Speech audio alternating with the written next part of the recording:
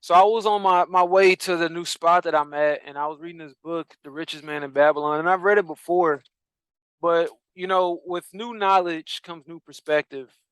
And so as I'm reading this book and Mhm. I'm deciphering the message and I'm reading deeper in it, right? It's a book about finances and things like that. But as we all know, I take a very interdisciplinary approach to life and things in nature.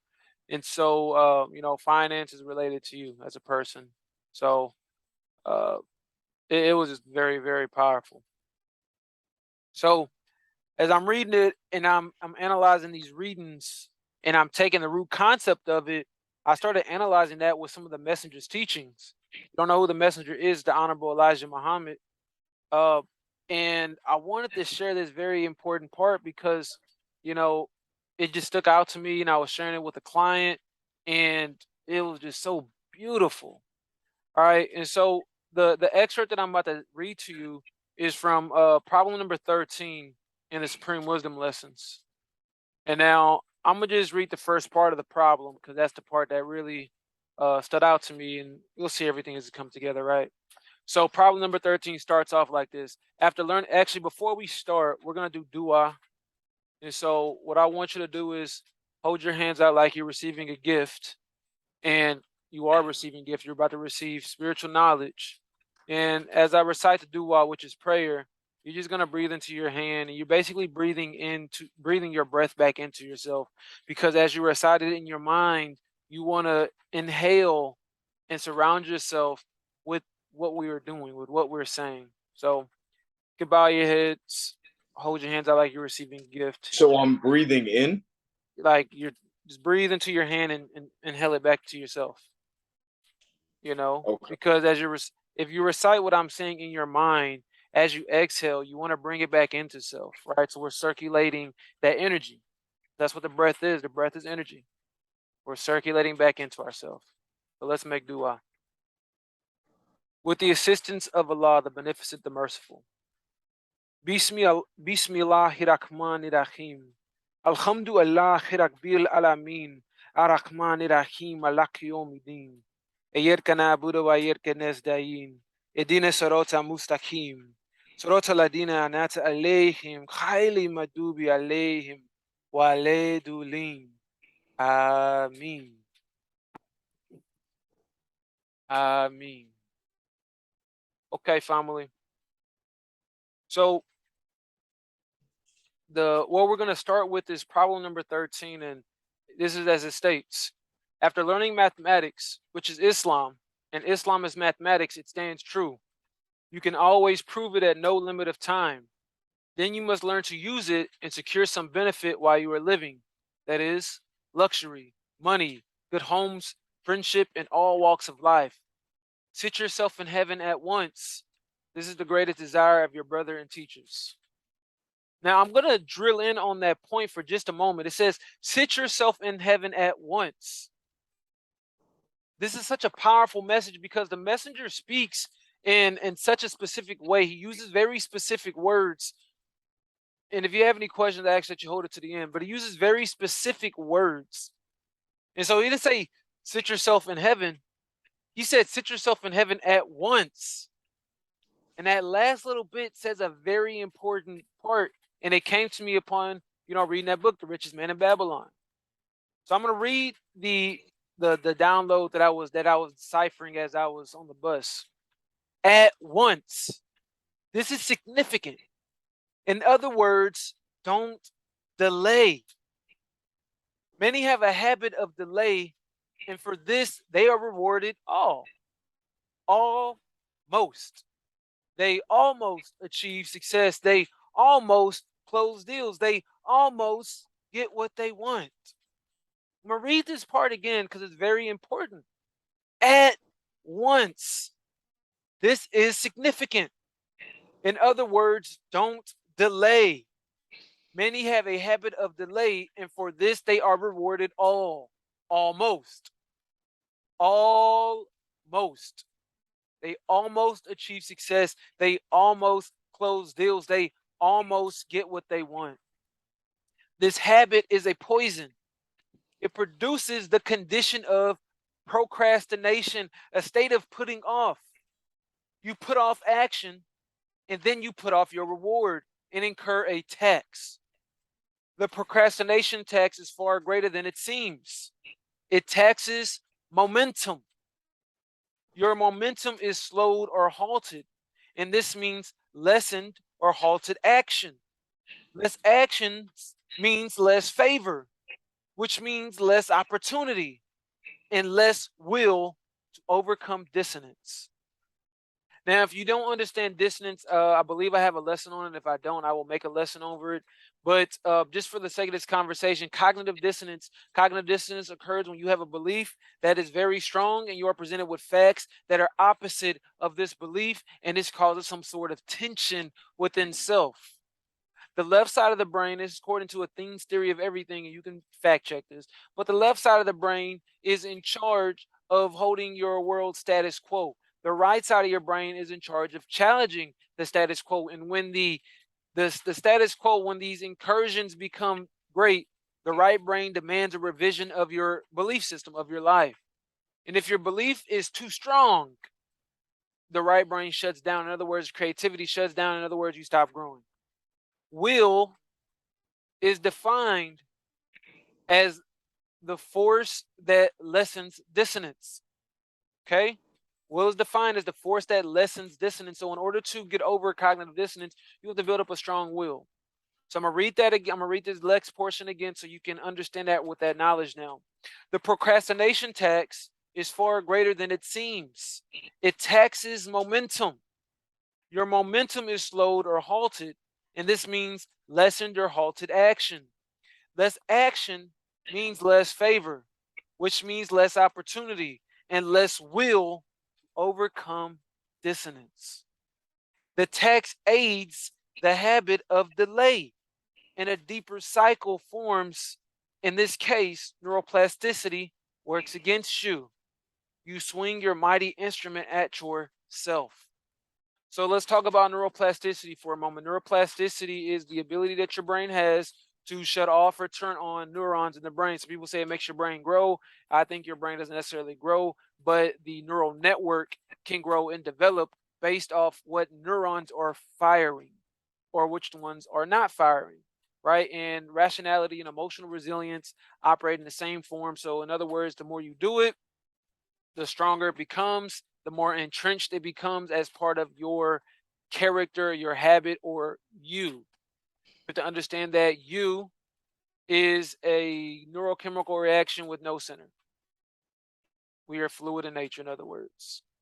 So, but what you readily do is what this fluid, the fluidity of your essence of yourself, flows through and from. Right? So if you continue this habit of procrastination, if you continue this habit of delay, you become a delayer, you become a procrastinator, because you are what you continually do, because these become your thoughts. They become your thoughts because this is your brain. This is your brain's network. You created a neural network. In other words, you've created thought patterns. You've created action patterns because your actions form from your thoughts, and your action patterns is that of delay.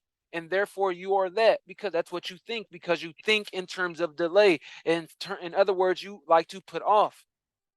And so you swing your mighty instrument at yourself. And I say mighty and I say instrument. Why? Because what is the instrument that we are wielding? It is the mind. We are to wield the mind with our thoughts. And when your thoughts are toxic, you endanger yourself. You swing your mighty instrument at yourself. This is very important. And so when I say it's so critical and it's so powerful how the messenger teaches us, because he uses these words very important. Remember, sit yourself in heaven at once, not in a moment, not work up to it, not one day, at once. That's such a powerful statement because it's telling you that we must stop delaying. My mentor, Maulana Sheikh Dr. Powatoon, he teaches us to apply what we are learning. Don't wait until you mastered it. Share what you are learning right now, because to teach is to learn twice. And so when you share what you are learning and you receive questions, it forces you to see the information in different ways so that you can explain it to somebody who is receiving the information in a different context or in a different light from you. This is powerful, family. Sit yourself in heaven at once. What is heaven? Luxury, money, good homes, friendship in all walks of life. Get there at once. Do not delay. Don't delay. So what is delay, right? And now I'm freestyling, but that most of this was just, it came from my dome as I was reading. But what is delay? Delay is putting your effort or your energy or your focus on that which is not congruent with what you want in life. Delay is focusing on instant gratification. Recognize this, family. We have instant and delayed anything, and we either going to have pleasure or pain. So we can either delay pain or we can delay pleasure. And you become the strongest when you learn to delay pleasure. That's why emotional resilience and rationality is so important to develop along with your neuroplasticity. Why? Because when you become emotionally resilient, it teaches you to have instant pain for delayed gratification, because oftentimes it is an emotional battle. It's an emotional strain, an emotional fight that we find ourselves in when we are delaying our pleasure by doing what we must today and not putting it off till tomorrow. Because it's an emotional thing. If you've ever fasted and you have to put off eating, you have to manage your appetite. It's not a physical thing. It feels physical at one point, but eventually it becomes a mental battle. And in other words, the illusion that you are experiencing things in the physical starts to diminish, and you realize where the true battle is, and that's within the mind. And what is this actual battle? Is the battle between the left sphere and the right sphere, what is known as Satan, which really comes from Shaitan, which is Arabic, and Shay means mind, Tan means two, so it's two-mindedness. And so that's where the battle is, being dual-minded. This is what causes us delay, because we don't know which side to pick. Do we operate on our emotions or do we operate on our logic? And sometimes we have to be counterintuitive with what appears to be rational. We have to be counterintuitive. In other words, we have to do that which may not seem logical, like putting off pleasure till tomorrow. It doesn't seem logical sometimes to an emotional person. But it's actually very logical, because we realize if I can put off what would feel good to me till tomorrow, I actually build my will. I build control over myself, and I don't let the lower self or the appetites rule me. Again, put yourself in heaven at once. Now, I listed out what heaven is, but heaven is a place, as a state in the mind. Put yourself in heaven at once, which means be in dominion over the lower self at once. So practice your mastery over yourself. And so the battle is Shaitan, which is us. It's part of our nature, because we have a left sphere and a right sphere. We put ourselves in heaven at once when we sync the spheres together. And the only way you can sync is by putting things in their proper place. We go from right to left. We start right. We start with rationality, and then we move into logic, or into creativity, into our feelings. We start with rationality, and then we move into feelings. Now we go with feelings, and we have rationality, because when you do that, you live in a very unstable ground, because the emotions or the feelings are very fickle. If you've ever started working out without a clear why, you will know how fickle your feelings are, because you might feel great for that first week, but after that week, you don't feel like getting up. When the muscles kick in, you're like, I don't feel like it. And then what happens when you lead with feeling, you find logic to justify that feeling. I don't feel good and my muscles hurt. You know what? I should rest. You see what happens when we lead with feeling first? We swing our weapon against ourselves. But when you start with rationality and then you allow your feelings to build up that rationality, things operate a little different, like this. You know what? I made a commitment to myself. I know my muscles hurt, but I said I would do it anyway. And then you know what you say when you make your commitment to go with rationality, your feelings follow on this terms. You know what? I did say that, and it's going to feel good when I finish this workout. You see, when you put things in proper order, you put yourself in heaven at once. Because heaven is a state of mind. You're living in heaven or you're living in hell. There is no purgatory. It's not a purgatory. You might as well be living in hell if you're in purgatory, because that means you're still in dual-mindedness. You don't know what to do. So it's either heaven or hell. And these are all states within the mind. You know you're living in hell when you're always double-minded, as you feel like you are a hypocrite. You find misery, you find doubt, you live in fear. You don't know, you're not sure of yourself, you're lacking confidence. This is because you're not in heaven. You're not in dominion over yourself. You are still battling with dual-mindedness, or in other words, you're leading a very emotional-led life. And so when we say put yourself in heaven at once, family, it is so much deeper than it seems. It looks that we call it in baby language. It seems like it's in baby language, but really it's deep. It's like hitting an iceberg, and you don't really realize what you just hit until you analyze deeper beneath the surface. Put yourself in heaven at once. When you learn to put yourself in heaven at once, you do acquire. You acquire these things: luxury, money, good homes, friendship, in all walks of life. You acquire those things, but those are not heaven. Those are symptoms of being in heaven. In other words, those are symptoms of being in your godhood. Those are symptoms of being in dominion over yourself, because most people are not in dominion over themselves, and they will seek to figure out how you've done it. You become valuable, more valuable to society, because you become the model for the hereafter. You become the model for what it really means to embody your divinity, what it means to embody your truth, what it means to embody your godhood, what it means to be in alignment with Allah, the all, the singularity. I want to share that with you all today, though, family, because procrastination is the reason why you are not where you want to be.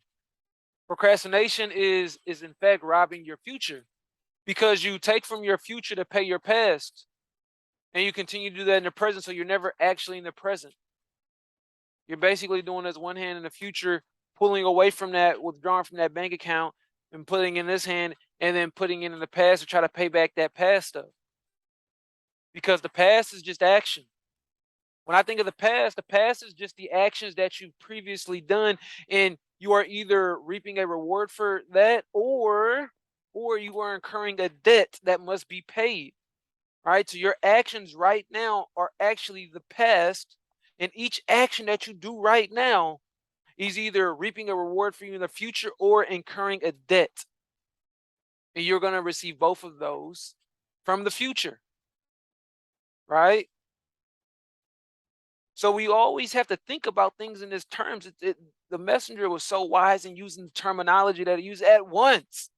That means right now. When your mind speeds up to this degree, right, and the way we can actually freeze time or move out of the realm of time is when we realize and we begin to think. The way you escape time is by exceeding the speed of light. You exceed the speed of light by using thought. So you time travel using your mind, using thought.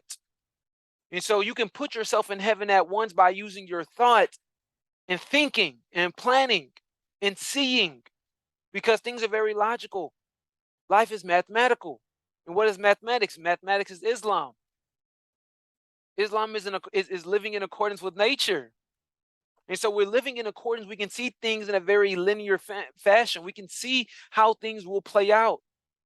And so we act and operate from the head, from the Godhead, that which knows all, the omnipresence. And when you operate from that level, you stop procrastinating, you stop delaying, because you realize that every time you delay, every time you veer off from that which you seek to be, you alter your destiny. You alter it every time you make a different decision from your highest self or from your highest good. Every time you procrastinate, every time you participate in the habit of delay, you are delaying where you were headed, and you begin to alter that path. See, there's many layers to the messenger's teachings, and I'm not gonna act like I'm a super scholar. I'm on my road there. I'm still learning too. But this came to me as I'm reading my Supreme Wisdom lessons. I'm reading other books and I'm integrating all this knowledge together, and I'm really seeing deeper from into the messages that the messenger left for us. It's very important, family, that we stop delaying, and I'm gonna keep harping on it because that is the only reason you're not where you want to be. That is literally the only reason. It's because you keep stopping. You keep putting off that which could be done today till tomorrow. You're not living at once.